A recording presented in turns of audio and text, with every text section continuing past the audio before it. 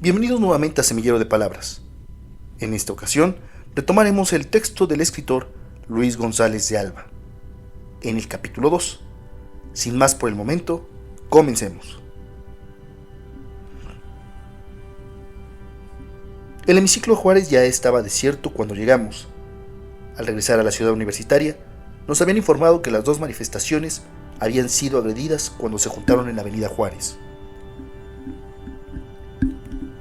Los politécnicos, encabezados por la FENET, llegaron al Monumento a la Revolución y ahí decidieron pedir a los dirigentes que llevaran la manifestación hasta el Zócalo, pues el recorrido que habían efectuado no incluía ningún lugar importante donde pudieran hacer oír su protesta por las salvajes agresiones que habían sufrido durante 3 días consecutivos. La FENET se negó terminantemente a salirse de la ruta marcada por la policía y continuó el recorrido hasta el casco de Santo Tomás, lugar en donde lo dio por concluido. Pero una gran parte del contingente politécnico siguió desde el monumento por la avenida Juárez. En la Alameda Central se efectuaba el mitin con que daba fin la manifestación celebrada para conmemorar el 26 de julio.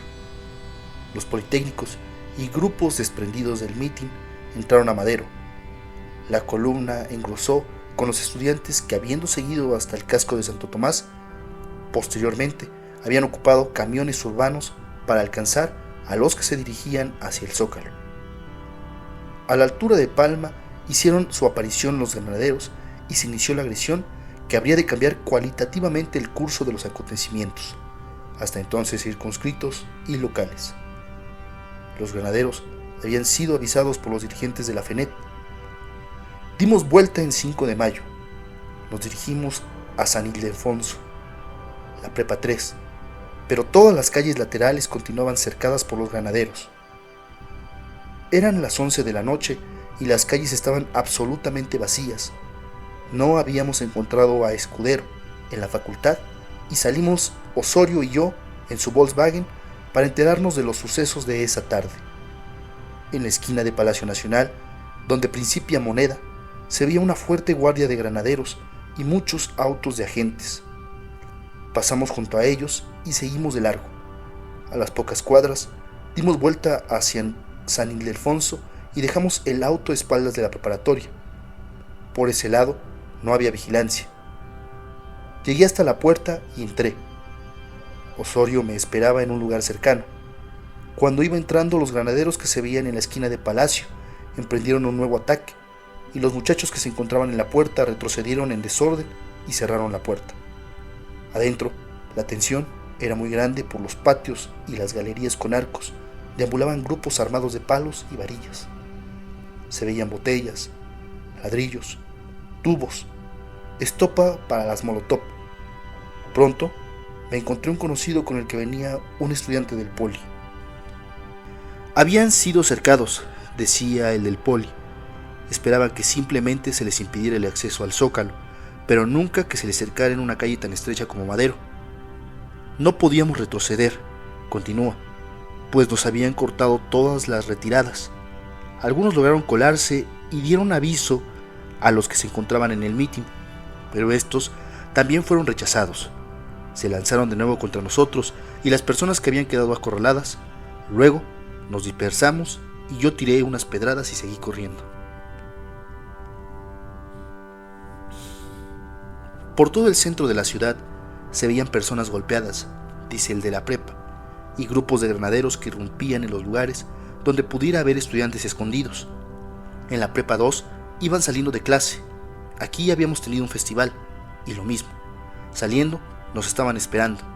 Regresamos a refugiarnos en la escuela sin entender el motivo del ataque, pues ni siquiera habíamos estado en la manifestación. La policía fue tan eficiente que en una sola tarde golpeó a los politécnicos que protestaban por las agresiones policíacas iniciadas en esa semana, a los universitarios de las prepas, que son los más rápidos en responder, a los miembros de diversos grupos políticos de izquierda presentes en la manifestación que conmemoraba el 26 de julio, y entre ellos al mismo Partido Comunista que tan felices declaraciones acababa de hacer a raíz de la entrevista sostenida con Gustavo Díaz Ordaz. Las acciones de la policía lograron lo que parecía imposible: la unión Politécnico-Universidad, y las de los grupos de izquierda. ¿Y el camión incendiado hacia el que venían los granaderos cuando entramos?, pregunté. Lo pusimos nosotros como barricada cuando, después de esperarnos a la salida del festival, la policía continuó sus ataques. Tomamos camiones, los rociamos de gasolina y cuando trataban de pasarlos, los incendiábamos. El director de la prepa, una persona alta, que llevaba una gabardina de color claro, organizaba la defensa del edificio. Me uní al grupo que lo acompañaba y subimos a las escaleras. Pasamos junto a los murales de Orozco. Casi no podían distinguirse porque solo algunas luces estaban encendidas. Seguimos por una galería muy larga, otro patio, este vacío y en absoluto silencio, una escalera estrecha y las azoteas. Vi algunas caras conocidas entre los que hacían guardia. Eran de las porras. Ellos también me reconocieron. Pensé que mientras ayudaran a defender el edificio, no estaría mal su presencia, pero no dejaba de inquietarme. El director dio algunas indicaciones, preguntó por los guardias. Después de conversar con algunos de ellos, volvimos a bajar. En la enfermería improvisada se encontraba un muchacho que tenía varios dedos rotos. Era del poli y había buscado refugio en la prepa durante la persecución. Traté de hablar con él, pero se mostraba muy receloso. Salí en un momento en que se encontraba la puerta abierta. Me acerqué al camión quemado y observé que los atacantes tomaban posiciones al final de la cuadra.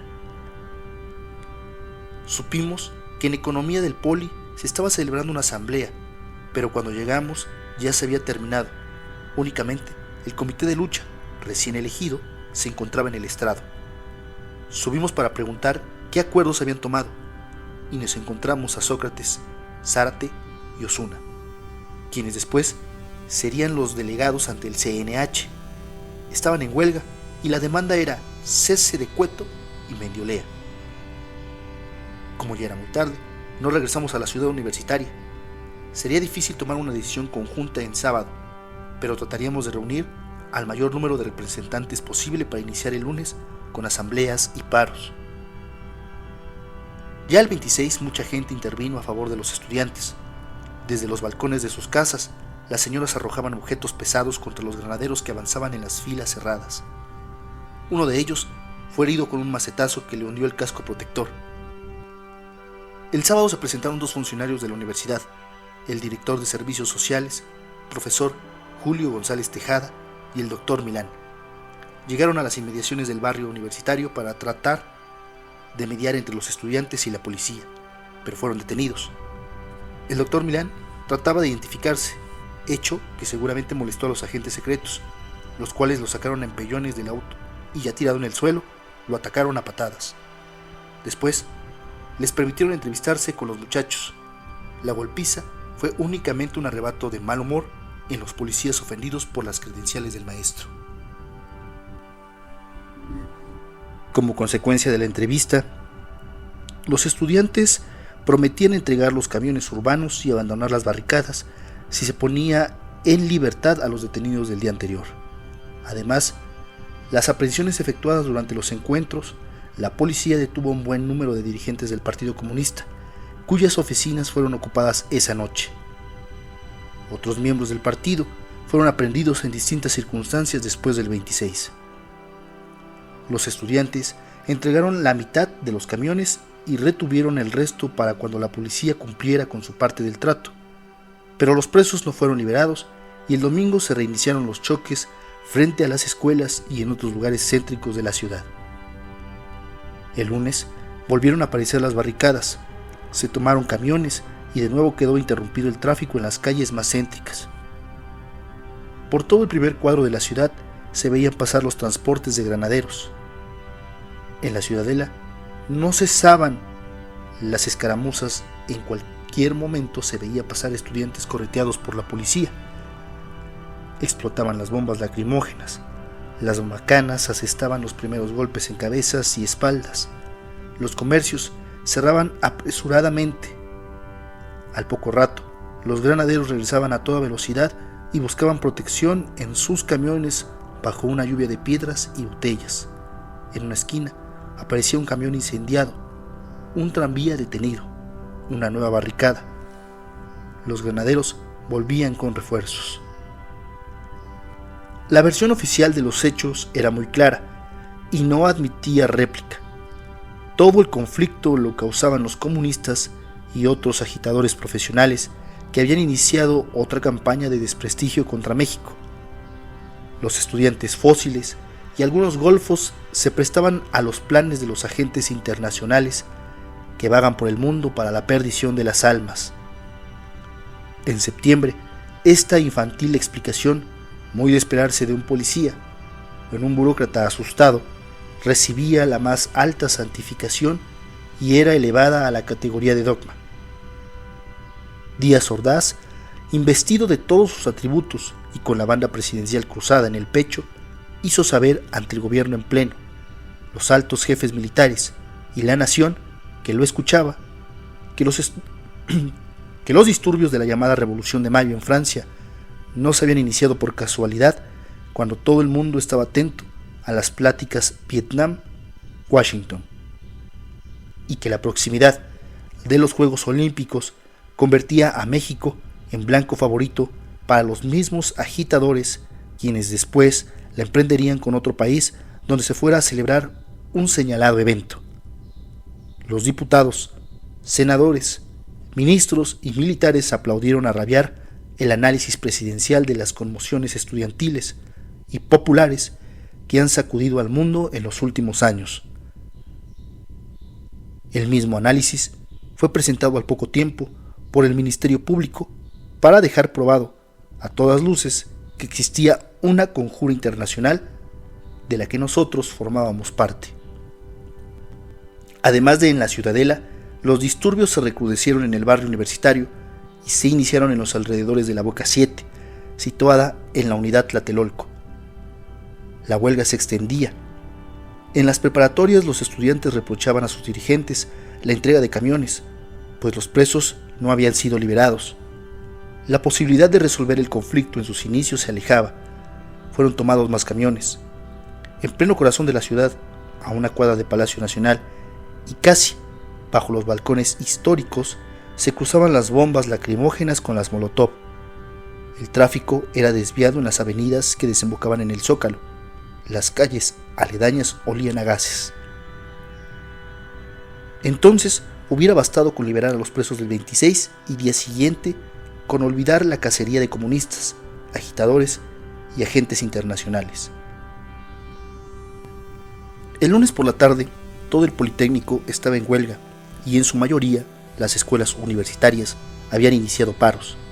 En filosofía, ciencias y ciencias políticas, la huelga ya era indefinida. Economía estaba en asamblea permanente, pero pronto se votó la huelga. Faltaba el ala técnica. A la demanda de libertad a los presos del 26 se habían añadido otras: disolución del cuerpo de granaderos, destitución de Frías, además de Cueto y Mendiolea, como responsable directo de los abusos cometidos por los granaderos. Ya se hablaba de pedir la liberación de todos los presos políticos, pues en la universidad, recordábamos, la entonces reciente huelga de hambre que Vallejo había iniciado como último recurso para obtener su libertad después de 10 años de encarcelamiento. Otro dirigente ferrocarrilero, Valentín Campa, también se encontraba encarcelado a causa de la huelga de 1958. En 1965 había sido aprehendido el periodista Víctor Rico Galán y su grupo. El movimiento de los médicos había terminado con ceses y detenciones. Algunos médicos seguían en la cárcel. En 1967 se inició de manera sistemática la aprehensión de dirigentes estudiantiles. Ciencias Políticas estaba en huelga indefinida en pro de la liberación de Vallejo cuando se produjeron los sucesos del 26 de julio. La demanda de libertad a todos los presos políticos surgió naturalmente de la exigencia inicial. Con el aumento de la represión se hizo necesario pedir el deslindamiento de responsabilidades, pues ya no se trataba únicamente de excesos policíacos.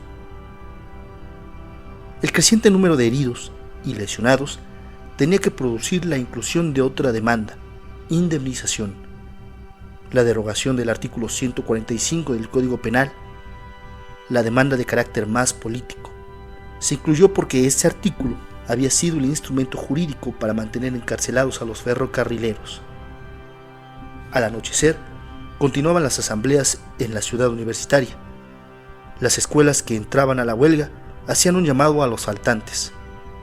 En el monumento a Obregón se había concentrado una gran fuerza policíaca, y en el mismo lugar se detenían los camiones urbanos que entran a CEU.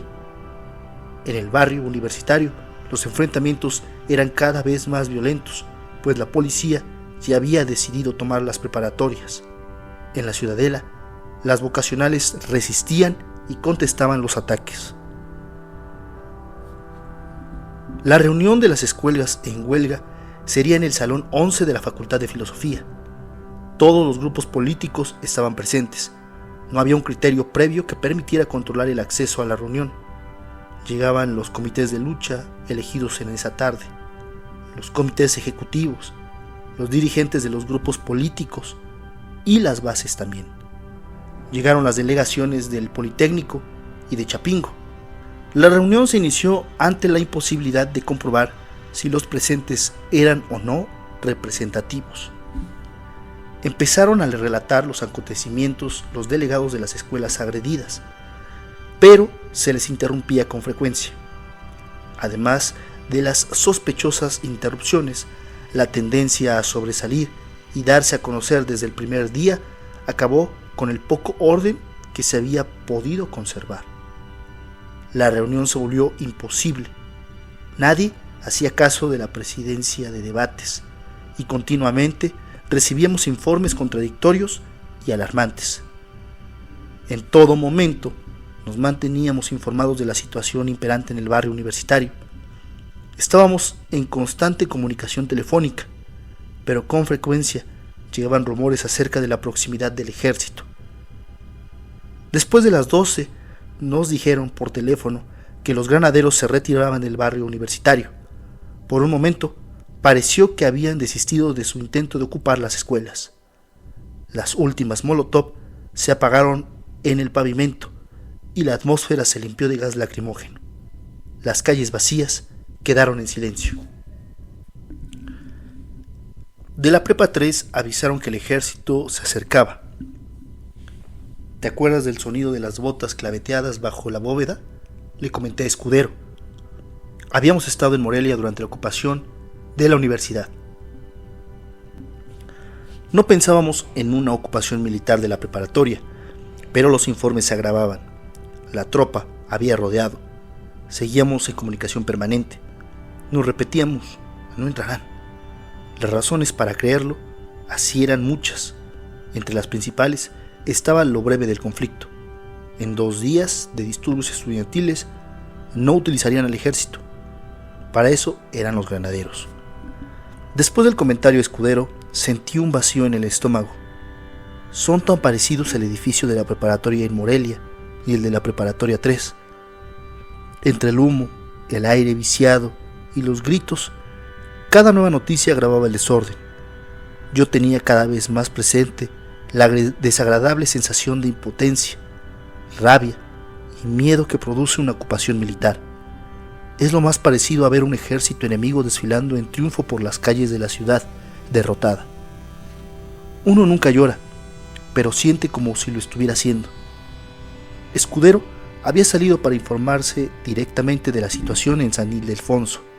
Cuando volvió, me imaginé que la situación era grave. Se subió al escritorio y pidió que escucháramos con calma. Todos esperamos. El ejército acaba de entrar en la preparatoria, dijo. Tiraron la puerta con un mortero. Los que estaban sentados en los respaldos de las sillas se dejaron caer en el asiento. Mortero o bazuca, como se supo después, para el caso era lo mismo. Salí de la celda de Gilberto y caminé golpeando el barandal hasta la 38. Estaba sola y olía a encerrado, un poco a humedad y otro poco a cocina apagada, fría. Bajé y me detuve a la reja junto al mirar el riendonel. Había muy poco movimiento. Pasó un faginero. Le sacaron un ojo hace tiempo. Se le ve uno negro y el otro blanco, azuloso. Me saluda y con el ojo negro mira hacia adentro. De veras que se ve re solo, ¿verdad?, comenta balanceando la cabeza. Y así es, el patio está completamente vacío. Sucede a ratos largos, siempre por la tarde, en los meses en que comienza el frío. Por la mañana nunca estás solo, las mañanas siempre son alegres, hasta en la cárcel. En las mesas que hay en el centro del patio se juega ajedrez bajo el sol, que empieza a arder en el cuello y en la espalda. En el primer cuadro, muchos esperan a que los llamen para ir a defensores. Están bañados y con pantalones limpios. Otros juegan básquet al fondo, en un aro oxidado que ya se ha caído varias veces. Últimamente juegan poco y se ha vuelto a poner pantalón largo. En el verano llegó la furia por los cortos. Hasta algunas personas mayores los traían, pero ya es noviembre y con el frío se volvieron a usar los zapatos. Se guardaron los guaraches y los shorts. De veras que se ve re solo. Las tardes son distintas, sobre todo en noviembre. Se acabaron los paseos alrededor de la banca y la jardinera, en las tardes tibias. El viento mueve una puerta abierta. Se escucha una televisión y en otra parte el repiquetear de una máquina de escribir. ¿Verdad buena? Sí, en esta época todos los patios son opresivos. La gente sale a la calle y las banquetas se llenan. Los cafés se llenan. Los cines también. Porque es difícil ver apagarse la tarde en un patio cerrado. En los pueblos no hay cafés ni cines, a veces ni banquetas. La gente pone una silla en el zaguán y se sienta a mirar a los que pasan, a los niños que ya están grandes, a las muchachas que van al pan, al hijo de la vecina que se ha hecho tan flojo y hasta va al billar, al de los elotes asados que ya no lleva a su mujer con él, al desconocido que nadie sabe quién es, pero desde ayer come en la fonda al lado del cine. Se oye un silbido de bocina y enseguida bajan el volumen. Golpean con el dedo el micrófono. La plaza se llena con el ruido de una aguja que raspa en el borde del disco y la música del cine llega hasta los zaguanes. Se acabó la tarde, hora de cenar, y las cocinas empiezan a oler a café con leche y pan. Se hizo un absoluto silencio. La delegación del Poli, que había salido para dejar a los universitarios ponerse de acuerdo, ya estaba de regreso. El salón se encontraba atestado y no era posible imponer el orden. Las intervenciones más fuera de lugar se sucedían unas a otras. El anuncio hizo el efecto de un interruptor. La comunicación telefónica se había mantenido hasta el último momento. «Que nadie salga», gritó alguien rompiendo el silencio. «Cierren la puerta». La reunión era una indescriptible mezcla de mutos. «Cálmense y cierren la puerta». Con la puerta cerrada bajo llave, adentro prosiguió la confusión. El aire se enrarecía. Dos miembros del Comité de Lucha de Filosofía salimos a observar los alrededores porque, cada vez con mayor insistencia, se decía que el ejército se acercaba a la CU. Cuando volvimos sin haber visto soldados en las avenidas que conducen a la ciudad universitaria, encontramos la reunión disuelta. El único acuerdo tomado era celebrar otra reunión con un solo representante por escuela e informar hasta última hora a ese representante del lugar en qué se realizaría. Esa misma noche, la tropa ocupó también la preparatoria 2 y las vocacionales 2 y 5. ¿Te acuerdas de cuando vimos al rector para pedirle que encabezara la manifestación del 1 de agosto? ¿Fue el miércoles?, le pregunto a Gilberto. No, fue el martes 30 de julio. Tienes razón. Le pedíamos la manifestación para el miércoles y él se opuso. Dijo que era necesario prepararla bien y para eso necesitaba por lo menos un día. Como la manifestación fue el jueves, entonces lo vimos el martes, el mismo día en que hizo la bandera a media asta. ¿Fue ese día? Sí, el bazucazo a la prepa fue la noche y a la mañana siguiente Barros Sierra estaba izando la bandera frente a la rectoría. Mes y medio después, cuando el ejército tomó la CU, Un pelotón de soldados la arriba por la noche, sin ninguna ceremonia, y encima de esa imagen, mientras nos lanzábamos en auto a toda velocidad para salir de Insurgentes, teníamos la otra, la del sol de julio sobre la explanada de la rectoría, y la bandera sin ondear, a media asta. No había la menor brisa, y empezaba a sentirse el calor de mediodía. Y bien, hasta aquí termina el capítulo 2 del libro Los días y los años del escritor Luis González de Alba. Nos estamos escuchando en la siguiente emisión de Semillero de Palabras. Hasta luego.